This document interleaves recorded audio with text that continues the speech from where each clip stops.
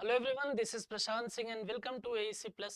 मैं आशा करता हूं कि आप सभी ठीक होंगे और आपकी पढ़ाई बेहतर तरीके से चल रही होगी। देखिए, एक चीज याद रखिए कि हमारा विचार जिस आधार पर होगा, हम जिस तरीके की चीजों को सोचेंगे, जिस तरीके की चीजों को मन में लेकर चलेंगे, आपके जीवन की दिशा भी उसी तरफ बढ़ती हुई चली जाएगी। अगर आप सकारात्मकता की तरफ बढ़ रहे हैं, अगर आप ऑप्टिमिस्टिक विचारधारा को लेकर आगे चल रहे हैं, आशावादी प्रवृत्ति को लेकर आगे चल रहे हैं, तो आपका जीवन में वैसे ही परिणाम भी दिखेंगे। अगर आप ऐसा समझ लीजिए कि एक तरीके से निराशावादी हैं कि नहीं, कुछ हो ही नहीं सकता है, जीवन जो है वो थक चुके हैं, तो वहां पर याद रखिए कि उसके परिणाम भी नकारात्मक ही होंगे। तो याद ये रखना है कि अपने जीवन के विचारों पर कंट्रोल करना है। अगर जीवन के विचारों पर कंट्रोल हो गया तो जीवन की दिशा अपने आप कंट्रोल हो जाएगी। इसी चीज को समझाने के लिए मेरे पास जो लाइन है वो ये कि अपने विचारों के महत्व को समझें, क्योंकि विचार जिंदगी की दिशा तय करते हैं। तो आप अपने विचारों को सही दिशा दीजिए, सही डायरेक्शन दीजिए। अगर वो सही डायरेक्शन में है तो आपका जो जीवन है, आपका जो लाइफ है, वो भी सही डायरेक्शन में ही होगा। इसी विचार और इसी एटीट्यूड के साथ में आप अपनी पढ़ाई जो है वो जारी रखिए। आइए देखें, लास्ट क्लास में मैंने आपसे जो क्वेश्चन ऑफ द डे पूछा था वो आखिर था क्या। Recently the chief minister of which state has announced to make Maa Narmada लोक। यहाँ अगर हम बात करते हैं तो हाल ही में किस राज्य के मुख्यमंत्री ने मां नर्मदा लोक बनाने की घोषणा जो है वो की। तो किस राज्य के मुख्यमंत्री ने की है, तो ये की है मध्य प्रदेश के सीएम शिवराज सिंह जी ने। कहां पर की है, तो ये आप ये याद रखिए कि जब हम बात करते हैं नर्मदा नदी की, तो नर्मदा नदी का जो उद्गम स्थल है वो कहां पर है, वो अनूपपुर डिस्ट्रिक्ट पे अमरकंटक। बात समझ में आ रही है, कहां पर है, तो अनूपपुर जिले के अमरकंटक नामक जगह पर मां नर्मदा का अगर हम बात करें तो उद्गम स्थल जो है वो वो देखा जाता है। तो ये उद्गम स्थल पर ही, अमरकंटक में ही अभी शिवराज सिंह जी गए थे और वहां पर ही उन्होंने क्या किया था, घोषणा की थी कि मां नर्मदा लोक जो है उसको विकसित करेंगे। अब इससे फायदा क्या होगा, अगर मैं इसकी बात करूं तो जिस तरीके से आप उज्जैन में देखे हैं महालोक का निर्माण किया गया है, तो उस महालोक के निर्माण के कारण आस्था में तो भव्यता जरूर आई है, लेकिन साथ ही साथ कहीं ना कहीं टूरिज्म में भी इंक्रीमेंट हुआ है। लोग जो है वो महाकाल के साथ साथ वो महालोक के दर्शन के लिए भी बड़ी संख्या में वहां पर देखने को मिल रहा है। उसी प्रकार से जब हम मां नर्मदा लोक का निर्माण करेंगे तो मां नर्मदा लोक के कारण जो आस्था है उसमें भव्यता आएगी। लोगों की जो नर्मदा नदी की या नर्मदा अगर हम देखें अमरकंटक के प्रति आस्था है, उसमें कहीं ना कहीं एक विशालता जो है वो देखने को मिलेगी। और साथ ही साथ अगर हम बात करते हैं तो उसमें टूरिज्म जो है वो भी इंक्रीज होगा। अब टूरिज्म के बढ़ने से कहीं ना कहीं रेवेन्यू और सारी चीजें भी तो होती हैं, सरकार का फायदा उसमें भी होगा। बात समझ में आ रही है। तो याद रखिएगा कि बेहतर कदम है और एक तरीके से टूरिज्म और आस्था को थोड़ी प्रबलता प्रदान की जाएगी इससे। देखिए, यहाँ पर अगर हम बात करते हैं तो मैं हर क्वेश्चन में कुछ ऐसी चीजें डाल रहा हूं जो हम पहले पढ़ चुके हैं। वो इसलिए जरूरी हो जाती है क्योंकि अगर किसी चीज को आप एक बार पढ़ रहे हैं तो हो सकता है कि आपको वो 10 दिनों तक याद रहे, लेकिन कोई चीज बार बार आपके आंखों के सामने अगर आ रही तो वहां प्रोबेबिलिटी ये है कि आपको वो चीजें याद रह जाएंगी और आपके एग्जाम में अगर वहां से क्वेश्चन आते हैं तो आप वहां आंसर सही कर सकते हो। उन्मेषा और उत्कर्ष जैसे उत्सव के बारे में हम बात कर लिए थे, जो हमारी महामहिम भोपाल आई थी, उस टाइम ड्यूरेशन पे हमने देखा था उन्मेषा और उत्कर्ष उत्सव जो है उसका आयोजन भोपाल में किया गया था। हेली समिट 2023 और आरसीएस उड़ान 5.2 का उद्घाटन जो है वो मध्य प्रदेश में किया गया। तो इस तरीके की कुछ चीजें मैंने यहाँ डाली हुई हैं जो आपने पहले पढ़ रखे हैं, राइट। आइए देखें, आज का जो क्वेश्चन नंबर फर्स्ट है वो क्या बोल रहा है, तो बोल रहा है कि recently how many Jan Aushadhi Kendra will be open by the government to provide medicine at affordable prices. हाल ही में सस्ती कीमत पर दवा उपलब्ध कराने के लिए सरकार कितने जन औषधि केंद्र खोलेगी। तो देखिए, यहाँ पर अगर हम बात करते हैं किसकी, हम बात करते हैं जन औषधि केंद्र की। तो पहले तो आप ऐसा समझ लीजिए कि ये होते क्या। जन औषधि केंद्र की अगर मैं बात करता हूं तो यहाँ अगर आप देखेंगे तो गवर्नमेंट ये बोल रही है कि भाई हम एक ऐसे सेंटर डेवलप करने वाले हैं जहां पर जेनेरिक मेडिसिन जो है उसकी सप्लाई की जाएगी। तो वो जेनरिक मेडिसिन सामान्य तौर पर क्या होती हैं, मेडिसिन से अगर हम बात करें तो काम वही करती हैं, बस ब्रांडिंग कम ना होने के कारण या बड़ी बड़ी कंपनियों की टैग ना होने के कारण उनके मूल्य जो है वो क्या होते हैं, कम होते हैं। तो यहाँ पर जब हम बात करते हैं जन औषधि केंद्र की, तो इसके तहत क्या देखा जाएगा, इसके तहत अगर आप देखेंगे तो सस्ती दवाइयां जो है वो उपलब्ध कराई जाएंगी। सस्ती दवाइयों की उपलब्धता होगी। ठीक है, यहाँ पर देखेंगे तो सस्ती दवाइयों की उपलब्धता होगी, और किसको, तो ऐसे लोग जो दवाइयों के अभाव में कहीं ना कहीं स्वास्थ्य संबंधी चीजों से सफर करते हैं, उन लोगों को ये दिक्कत जो है वो अब देखने को नहीं मिलेगी, सिर्फ इसलिए क्योंकि उनके पास महंगी दवाइयां खरीदने के लिए पैसे नहीं है। तो सरकार ने एक बेहतर कदम के तौर पर ये बोला कि हम क्या करेंगे, हम अलग अलग जगहों पर जन औषधि केंद्र जो है उसकी शुरुआत करेंगे, जहां पर अलग अलग लोगों को सस्ती दवाइयां जो है उनकी उपलब्धता सुनिश्चित की जाएगी।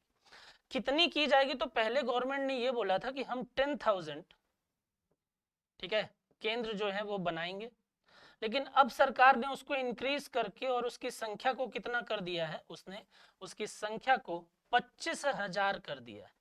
तो याद रखिएगा कि अगर आपसे नंबर पूछता है तो आप 25,000 केंद्र जो हैं वो खोले जाएंगे, उस नंबर को आप याद रख सकते हैं। क्लियर है? तो यहाँ पर आपको क्लियर हो गया कि सर कितनी, तो 10,000 से बढ़ाकर 25,000 कर दिया गया। क्लियर? चलिए क्वेश्चन नंबर सेकंड की बात करते हैं। Which country's cricketer Steven Finn has recently retired from all form of cricket. हाल ही में किस देश के क्रिकेटर स्टीवन फिन ने क्रिकेट के सभी प्रारूपों से संन्यास ले लिया है? तो अगर हम बात करते हैं और टीम पूछता है तो आप याद रखिए कि वो इंग्लिश प्लेयर थे और इंग्लैंड टीम के साथ में उनका संबंध जो है वो देखा जाता था, इंग्लैंड क्रिकेट टीम के लिए वो खेलते थे। इंजरी से काफी परेशान थे, घुटने की चोट, घुटने में इनको चोट लग गई थी, जिसके कारण लगातार ये इंजरी से सफर कर रहे थे और खेल से दूर रह रहे थे। तो 34 साल की उम्र में इन्होंने क्या कर लिया, अपने करियर से अलविदा कहने के लिए ये मजबूर हो गए कि अब ये फिजिकली फिट नहीं है और इसलिए ये पूरे तरीके से अपना 100% नहीं दे सकते। फाइनली इन्होंने 34 ईयर की एज में इन्होंने क्या कर लिया, क्रिकेट से संन्यास ले लिया। फिन की अगर हम बात करें तो सभी प्रारूपों में 126 मैच में इंग्लैंड का प्रतिनिधित्व किया है, जिसमें 29.05 की औसत से 254 विकेट जो है वो इन्होंने लिए। बात समझ में आ रही है? चलिए क्वेश्चन नंबर थर्ड की बात करते हैं। Who was VS Arunachalam who passed away recently. हाल ही में वीएस अरुणाचलम का निधन हुआ है, वे कौन थे? वीएस अरुणाचलम के बारे में अगर मैं आपको बताऊं तो वीएस अरुणाचलम जो है, इनकी अभी मृत्यु हुई है 16 अगस्त को ही। ठीक है, और ये एक वैज्ञानिक है, वैज्ञानिक थे।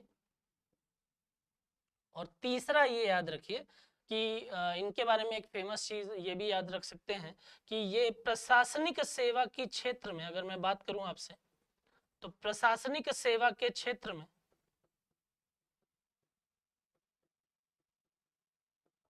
प्रशासनिक सेवा के क्षेत्र में पद्म भूषण से इनको सम्मानित किया गया था।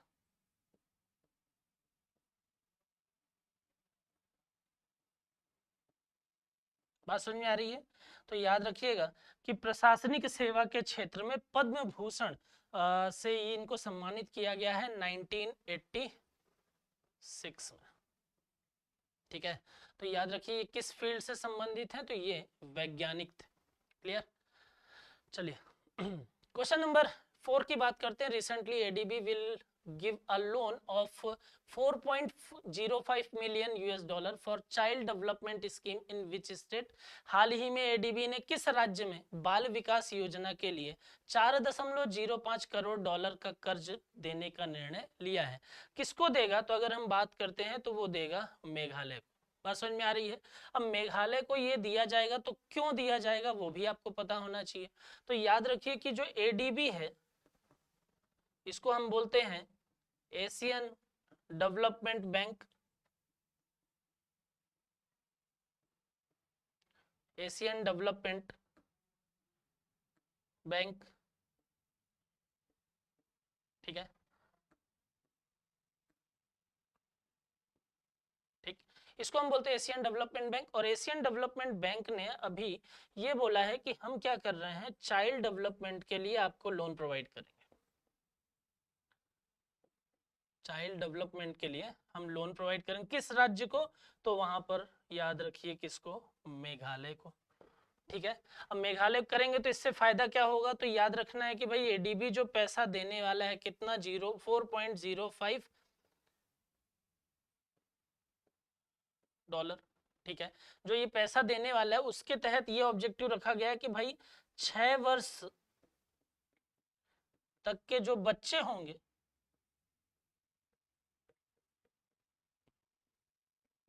उनमें पोषण या न्यूट्रिशन फुलफिल कराना, पोषण की उपलब्धता। बात समझ में आ रही है? तो यहाँ पर याद रखिए कि ये चाइल्ड डेवलपमेंट के लिए जो फंडिंग दी जाएगी ये सुनिश्चित करेगा कि 6 वर्ष की आयु तक के जो बच्चे हैं उनमें पोषण संबंधी देखभाल जो है वो की जाएगी। इसके तहत ये तो लोन यहाँ से मिल गया, लेकिन राज्य सरकार की अगर हम बात करते हैं तो राज्य सरकार जो है वो कितना पैसा इसमें योगदान देगी, तो 15.27 अगर हम बात करते हैं राज्य सरकार की, तो इस योजना के तहत 15.27 बिलियन डॉलर जो है वो यहाँ पर वो खर्च करेगी। बिलियन डॉलर के बराबर अगर हम रुपये में इसको कन्वर्ट करते हैं तो वो आपको यहाँ पर देखने को मिल जाएगा। तो इतनी चीजें आपको इसमें याद रखनी है। बात समझ में आ रही है? अब दूसरी चीज देखिए, एडीबी की बात करते हैं तो 19 दिसंबर 1956 को एडीबी का एस्टेब्लिशमेंट हुआ है। ठीक है, एडीबी की अगर हम बात करें तो 19 दिसंबर 1956 फिलीपींस, ठीक, तो एस्टेब्लिशमेंट कब हुआ है? 19 दिसंबर 1956 में। हेडक्वार्टर इसका कहां पर है? तो इसका हेडक्वार्टर जो है वो फिलीपींस में है।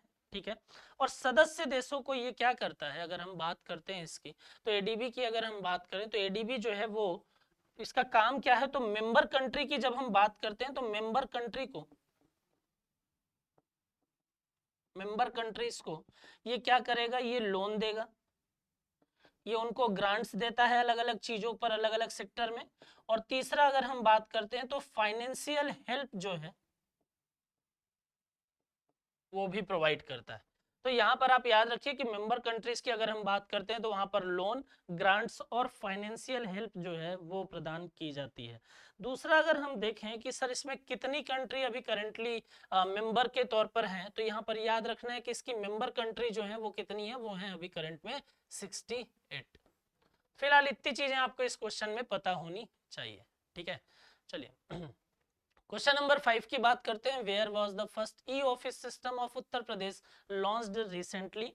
हाल ही में उत्तर प्रदेश का पहला ई ऑफिस सिस्टम जो है उसकी शुरुआत कहां पर की गई है? तो इसकी शुरुआत जो है वो कहां पर की गई है, अगर मैं बताऊं आपको, तो ये उत्तर प्रदेश का पहला जिला बन गया है ई ऑफिस सिस्टम। इसकी शुरुआत की गई है उत्तर प्रदेश के कन्नौज जिले से, और ये उत्तर प्रदेश का पहला जिला बन गया है जहां पर ई ऑफिस सिस्टम जो है वो शुरुआत की गई। अब क्वेश्चन उठता है कि सर ये ई ऑफिस है क्या? तो जिस तरीके से गवर्नमेंट जो है वो डिजिटलाइजेशन के दौर में चल रही है, सरकार अपने कामों को, अपने जो सर्विसेज है उनको डिजिटल कर रही है, तो गवर्नमेंट ये बोल रही है कि यार जो ऑफिस के काम है ना, उस काम में और ज्यादा ट्रांसपेरेंसी लाने के लिए, वहां पर जो इतना लोड है उस वर्क को थोड़ा सा और कम करने के लिए, इन सारी चीजों को अगर हम बात करें तो उसके लिए यहाँ अगर हम बात करते हैं तो यूपी गवर्नमेंट ने कन्नौज डिस्ट्रिक्ट से एक स्कीम चालू की और उसने बोला कि हम ई ऑफिस सिस्टम की शुरुआत करेंगे। जो ऑफिस से मेन सर्विस जो है वो प्रोवाइड की जा रही है, उनका कुछ सर्विसेज जो है वो इन ऑफिसेस के माध्यम से आपको प्रोवाइड किया जाएगा। इसको एक प्रकार का हम मिनी ऑफिस भी बोल सकते हैं। तो जो चीजें पहले ऑफलाइन फॉर्म में हो रही थी, अब वही चीजें जो हैं वो छोटे छोटे जगहों से, छोटी छोटी यूनिट से इलेक्ट्रॉनिक फॉर्म में ज्यादा बेहतर तरीके से अगर हम बात करें तो प्रोवाइड की जाने के लिए यूपी गवर्नमेंट जो है वो इसके लिए काम कर रहा है। इससे होगा क्या, तो यहां पर अगर हम बात करते हैं तो देखिए इसका फायदा ये है कि ये डिजिटलाइजेशन जो है वो बढ़ेगा, डिजिटलाइजेशन बढ़ेगा। दूसरा अगर हम बात करते हैं तो यहां से रिस्पॉन्सिव फॉर्म में थोड़ा सा इंक्रीमेंट होगा, रिस्पॉन्सिव फॉर्म जो है वो थोड़ा सा बढ़ेगा। मतलब ऑफलाइन में गए और पहले हम देखते थे ना कि भाई जब तक ऑफलाइन ऑफलाइन में चीजें काम करती थी, बोले कल आना, परसों आना, लंच हो गया, ये हो गया, वो हो गया, तो ये चीजें जो है वो थोड़ी सी कम होंगी और बेहतर तरीके से रिस्पॉन्स जो है उसमें इंक्रीमेंट हो सकता है, चीजें थोड़ी सिंप्लीफाइड हो जाएंगी इससे।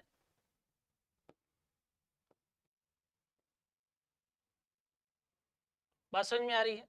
और लास्ट अगर मैं बात करूं तो यहाँ पर अगर आप देखिए तो ट्रांसपेरेंसी जो मोस्ट इंपॉर्टेंट है उसमें कहीं ना कहीं इंक्रीमेंट होगा। ट्रांसपेरेंसी के आने से अगर हम देखें तो सरकारी विभागों में जो करप्शन है, जो भ्रष्टाचार है, उसमें भी कहीं ना कहीं आप देखेंगे तो कमी देखने को मिलेगी। बात समझ में आ रही है? तो ये बेहतर कदम है, उत्तर प्रदेश सरकार के द्वारा बेहतर तरीके से ये चीजें की जा रही है। यूपी गवर्नमेंट की बात करें तो उत्तर प्रदेश ने मंत्रिमंडल के जल पर्यटन मंत्री और साहसिक खेल नीति 2023 को मंजूरी दी है। उत्तर प्रदेश ने निवेश के लिए मैक्सिकन राज्य के साथ में समझौता किया, याद रखिएगा, ठीक है। और उत्तर प्रदेश सरकार सभी नगर निगमों में पशु जन्म नियंत्रण केंद्र स्थापित करेगी। ये चीजें मैं पहले आपको बता चुका हूं, तो एक बार रिकॉल कर लीजिए, ठीक है। चलिए क्वेश्चन नंबर 6 की बात करते हैं। Which state government has recently started providing free Onam kit. हाल ही में किस राज्य सरकार ने मुफ्त में ओनम किट प्रदान करने का निर्णय जो है वो लिया है? अब यहां से आपको क्लियर हो जाएगा कि सर जो ओनम का त्योहार है वो केरल का एक प्रमुख त्योहार है। जो हर यहाँ अगर हम बात करें, पहले तो आपको ये समझ में आना चाहिए ओनम किट। तो ओनम किट जो है वो आप पहले ये समझ लीजिए कि ओनम क्या है। तो ओनम जो है वो केरल का एक प्रमुख त्योहार है और इसकी शुरुआत अभी की गई है, ठीक है। इसकी शुरुआत की गई है 20 अगस्त से और ये कब तक चलेगा? ये चलेगा 31 अगस्त तक। बात समझ में आ रही है? तो यहाँ पर ये केरल सरकार ने क्या किया है, एक अनाउंसमेंट किया अभी कि उन्होंने ये बोला कि भाई के ओणम के इस पवित्र त्योहार जो है, इस त्योहार के उपलक्ष्य में हम जो लोग आर्थिक रूप से कमजोर हैं उनको हम क्या प्रोवाइड करेंगे, एक किट प्रोवाइड करेंगे जिसको हमने नाम दे दिया ओणम किट। और ओणम किट की अगर बात करें तो ओणम किट में अलग अलग प्रोडक्ट होंगे जिसमें कि दाल होगी, चावल होगा, हल्दी, धनिया पाउडर, ठीक है। दूसरा अगर हम बात करें तो सोयाबीन तेल, ठीक है। और इस तरीके की और भी चीजें जो है वो इसमें शामिल की जाएंगी। अब यही चीज हम कल की क्लास में बात कर रहे थे कि सर कुछ ऐसा ही एक सरकार और है जिसने ये किट बनाई है और वो किट जो है वो मतलब अगर हम बात करें तो आर्थिक रूप से कमजोर जो वर्ग है उसको प्रोवाइड करने के लिए वो दे रही। सेम चीज आज आप कहाँ देख रहे हो? केरल में देख रहे हो। तो आपके लिए क्वेश्चन ये है कि ऐसी ही किट जिसके बारे में हमने कल बात की थी वो कौन सी राज्य सरकार के द्वारा संचालित की गई है? तो आप इसमें इतनी चीजें याद रखिए। अब देखिए ओणम के बारे में अगर हम किट देखें यहाँ पर तो लगभग 6 लाख के आसपास किट जो है वो डिस्ट्रीब्यूट किए जाएंगे। और यहाँ आप देख सकते हैं कि अप्रॉक्स जो है वो 6,07,000 के आसपास किट जो है वो प्रोवाइड करने का निर्णय लिया गया है। तो अप्रोक्सीमेट 6,07,321 किट जो है वो प्रोवाइड की जाएंगी और अलग उस किट में अलग अलग चीजें होंगी। नारियल तेल होगा, चने की दाल होगी, तुअर की दाल होगी, अलग अलग प्रोडक्ट होंगे। तो यहाँ पर सारे प्रोडक्ट आपको याद रखने की आवश्यकता नहीं है, बस आपको पता होना चाहिए कि ओणम किट जो है उसमें होगा क्या और ओणम किट किसके द्वारा प्रोवाइड की जाएगी। तो ये चीजें आपको पता होनी चाहिए। तो इसमें आप फिलहाल ये याद रखिए। अब देखिए यहाँ पर अगर हम बात करें तो अभी कुछ दिन पहले मैंने आपको ये बताया था कि भाई केरल की जो विधानसभा है उसने राज्य का नाम बदलने के लिए अपने विधानसभा में मंजूरी जो है वो केरल गवर्नमेंट ने दे दी। बात समझ में आ रही है? और नाम क्या होगा? तो केरल का नाम वो रखना चाहते हैं केरलम, क्योंकि मलयालम भाषा में कहीं पर भी केरल नहीं, हर जगह केरलम शब्द है। तो वो अपनी कल्चर संस्कृति के आधार पर चाहते हैं, तो वो क्या चाहते हैं कि भाई केरल का नाम जो है वो केरलम हो जाए। ये आपने पढ़ रखा है। दूसरा अगर हम बात करें तो यूसीसी के खिलाफ प्रस्ताव जो है वो भी पारित हो गया है, ये भी आपने पढ़ रखा है। थेयन अनुष्ठान कला का आयोजन केरल में किया गया है। लू के कारण सबसे अधिक मौतें केरल में दर्ज की गई हैं और मालाबार नदी महोत्सव का 9वां संस्करण केरल में ही हुआ है। ये सारे क्वेश्चन हमने किए हुए हैं, सिर्फ बार बार आपको याद कराने के लिए मैं यहाँ पर मेंशन कर रहा हूं। तो याद रखिएगा, जितनी बार आपकी नजरों के सामने से ये गुजरे एक बार सोचिएगा जरूर कि सर हमने इसको पढ़ा हुआ है। जब चीजें याद रहेंगी तो एग्जाम में आंसर अपने आप बनेंगे। बात समझ में आ रही है? आइए क्वेश्चन नंबर 7 की बात करते हैं। क्वेश्चन नंबर 7 जो है वो बोल रहा है कि to which country has India recently handed over Dornier maritime surveillance aircraft. हाल ही में भारत ने किस देश को समुद्री निगरानी विमान डॉर्नियर जो है वो सौंपा है? किसको सौंपा है? तो डॉर्नियर सौंपा गया है, किसको? हमारे ही पड़ोसी देश को। इकोनॉमिक पॉइंट ऑफ व्यू से तो बहुत बेहतर नहीं है, लेकिन फिर भी सुधार है, वो है श्रीलंका।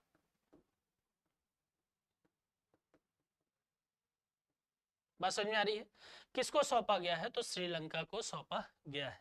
अब इसमें देखिए क्या क्या चीजें आपको याद रखनी है कि श्रीलंका के प्रेसिडेंट की अगर मैं बात करता हूं तो श्रीलंका के प्रेसिडेंट हैं रानिल विक्रमसिंघे।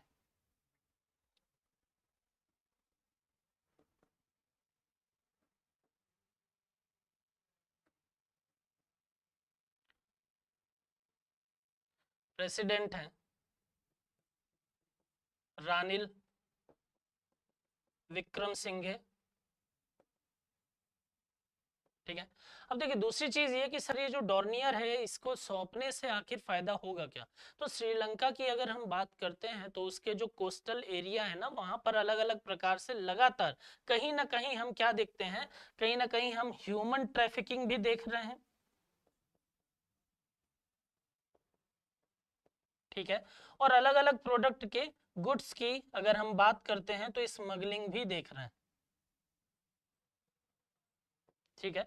तो यहाँ पर अगर हम बात करते हैं तो क्या समझ में आता है? यहाँ समझ में आता है कि भाई ये जो ह्यूमन ट्रैफिकिंग जैसी चीजें हैं, ये गुड्स के स्मगलिंग जैसी चीजें हैं, और जो अदर क्राइम कोस्टल एरियाज में हो रहे हैं उनसे निपटने के लिए अगर हम बात करें, जो अदर क्राइम है उनसे निपटने में सहायता मिलेगी इससे। बात समझ में आ रही है? तो ये याद रखिए। अब देखिए एक चीज इसमें और आपको पता होना चाहिए, सामान्य तौर पर अगर हम बात करते हैं तो सामान्य तौर पर अगर आपसे मैं पूछूं कि श्रीलंका की प्रेसिडेंट तो पता चल गया सर रानिल विक्रमसिंघे है। ठीक है। और ये काफी न्यूज में भी थे, अभी कुछ टाइम पहले ही मैंने आपको कराया है। श्रीलंका के अगर मैं कैपिटल की बात करता हूँ, श्रीलंका के अगर मैं राजधानी की बात करता हूँ, तो अगर मैं आपसे पूछूं तो आप सीधे बोलोगे सर कोलंबो। हम बचपन से पढ़ते आ रहे हैं सर, कोलंबो जो है वो श्रीलंका की राजधानी। बात समझ में आ रही है? तो एक चीज याद रखिए कि ये अधूरा सच, श्रीलंका की राजधानी दो है। श्रीलंका की राजधानी की अगर हम बात करते हैं तो श्रीलंका की दो राजधानी है। पहली राजधानी जो है वो है कोलंबो, जिसको व्यापारिक राजधानी बोलते हैं, और दूसरी राजधानी है श्री जयवर्धनापुरा कोटे। दूसरी राजधानी क्या है? श्री जयवर्धनापुरा कोटे। बात समझ में आ रही है? तो याद रखिएगा कि श्रीलंका की जो कैपिटल है वो दो कैपिटल हैं। एक कैपिटल जिसको आप कोलंबो के नाम से जानते हैं, और दूसरी कैपिटल जिसको श्री जयवर्धनापुरे कोटे के नाम से जानते हैं। कोलंबो को व्यापारिक राजधानी कहा जाता है और श्री जयवर्धनापुरा जो है वो प्रशासनिक राजधानी मानी जाती है। यह है व्यापारिक राजधानी, और दूसरा अगर हम बात करें तो यह है प्रशासनिक राजधानी। बात समझ में आ रही है? तो ये पॉइंट याद रखिएगा। तो अगर आपको आज तक ये पता था कि सर हम तो कोलंबो ही जानते थे, एक नाम और ऐड करिए श्री जयवर्धनापुरे कोटे, जो प्रशासनिक राजधानी के तौर पर जानी जाती है। क्लियर? आइए देखें, where will India's first drone test centre open recently. हाल ही में कहां पर भारत का पहला ड्रोन परीक्षण केंद्र जो है वो खुला है? तो वो खुला है तमिलनाडु में। आप ये इसमें याद रखिएगा। देखिए सांस्कृतिक महोत्सव आदि पेरुक्कू तमिलनाडु में मनाया गया। 7वां हॉकी पुरुष एशियाई चैंपियंस ट्रॉफी का आयोजन जो है वो चेन्नई में किया जा रहा है। और तमिलनाडु सरकार वासिपू इयक्कम परियोजना का विस्तार करेगी, और फॉक्सकॉन ने तमिलनाडु में प्लांट स्थापित करने के लिए 1600 करोड़ रुपए के मसौदे पर हस्ताक्षर किया हुआ है।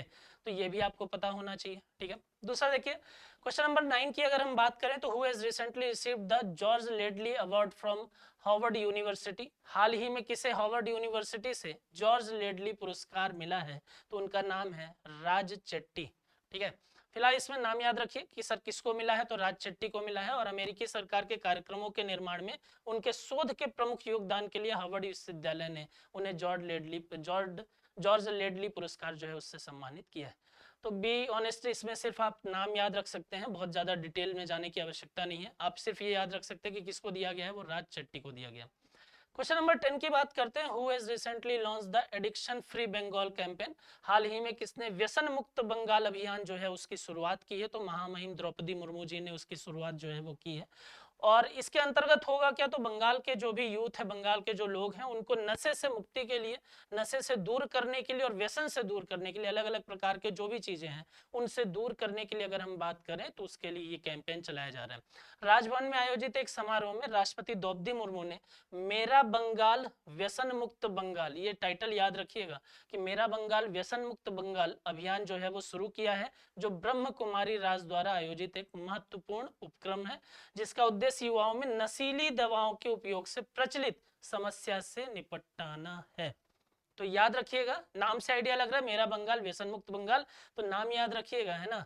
वहां पर मतलब बंगाल सुनते ही ममता बनर्जी पर टिक नहीं लगा देना है। किसने शुरुआत की है, तो महामहिम द्रौपदी मुर्मू जी ने इसकी शुरुआत की है।